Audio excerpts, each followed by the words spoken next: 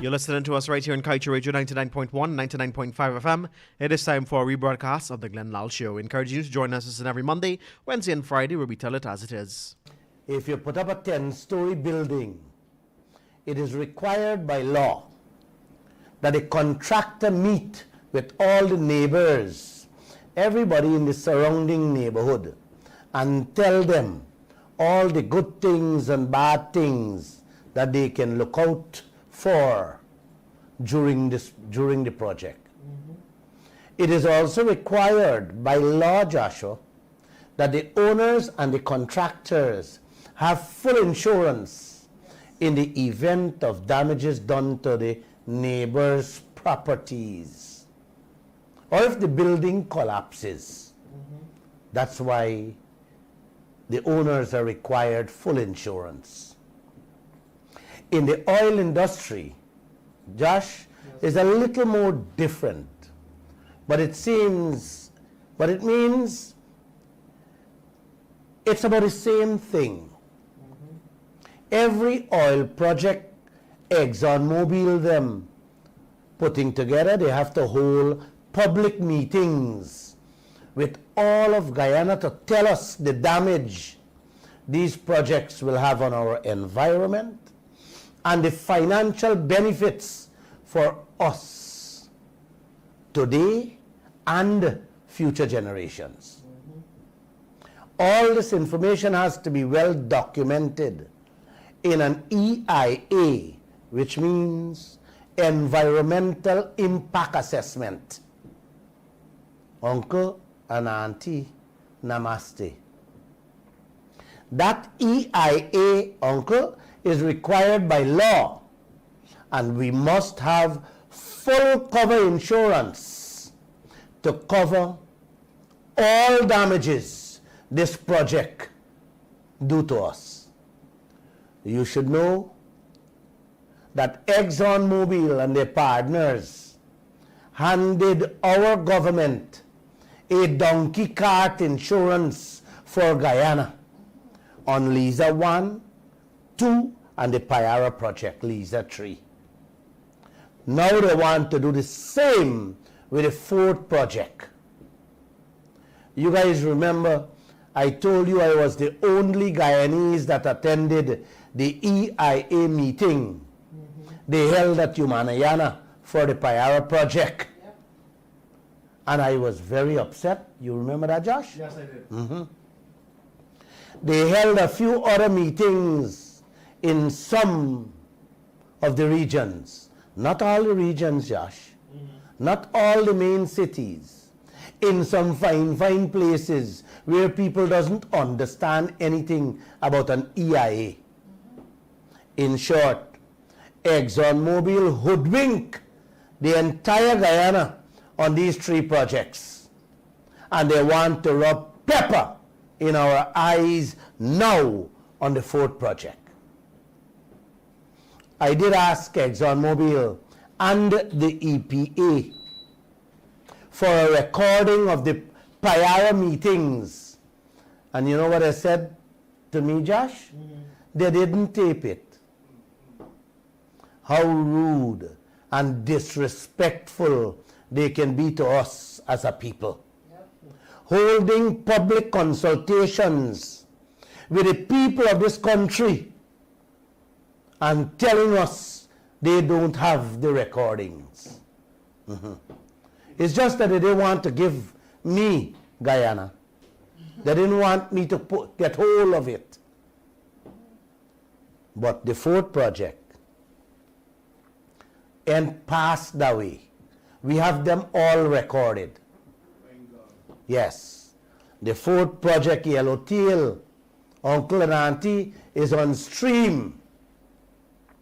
They hand us 7,400 pages of highly technical information to study in 10 days before the first public consultation.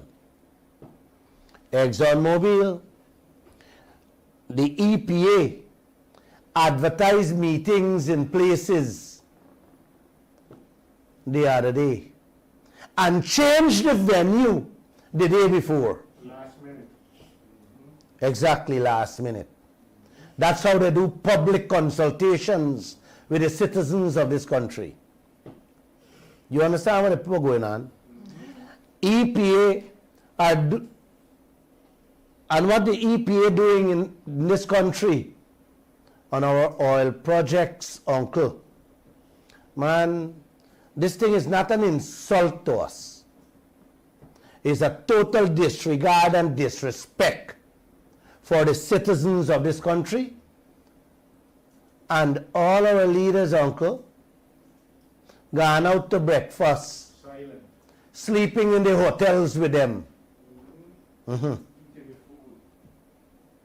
eating the food. But I must say, I must tell you this, Josh. Since myself and my staff, Kiana Wilberg, began these radio programs, a lot has been changed. Every moment of the day, things are changing. What they didn't discuss in the Pyar meetings was discussed in this food project. They talked about the fishing industry extensively. They talked about the waste disposal, mammals, birds, destruction of Guyana. Most of the things I have been talking about on these programs, uncle, like flaring, the ballast water, the produced water, and a whole host of things they have addressed in this fourth project. They never spoke about these things before during LISA 1, 2, and the Pyara consultations. So we are getting somewhere, Miss Harris. Get me? Yeah. We're getting somewhere and I can smile. But the way they address it, Miss Harris, is not pulling a blanket over the eyes, is rubbing salt and pepper in the wounds that we already have from those 3 projects. Many nights on these programs, I talked about the advised oil experts and environmentalists giving Guyana. Not true, Josh? Many nights I talked about that. Many nights I talked about how these people warning Guyana of the dangers we face ahead with these oil gangsters, not the sectors, these gangsters. Tonight, I want you guys to listen keenly how these international environmentalists dealt with ExxonMobil, our EPA, and the private company that ExxonMobil hired to do the EIA. Joshua? Yes, sir. Honestly, after listening to last Thursday's Zoom meeting, I felt like a school kid as to the understanding of the issues at hand.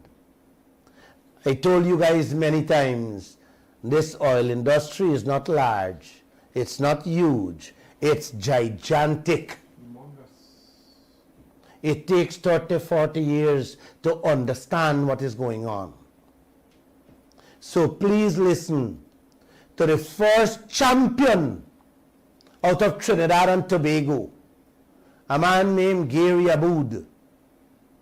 He is the founding member of the Trinidad and Tobago Fishermen and Friends of the Sea organization.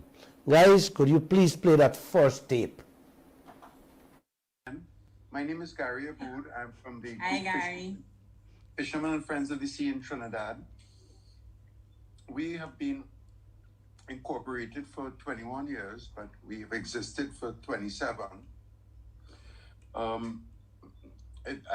see there's a very eminent list of professionals. It's really important that we, as participants, recognize that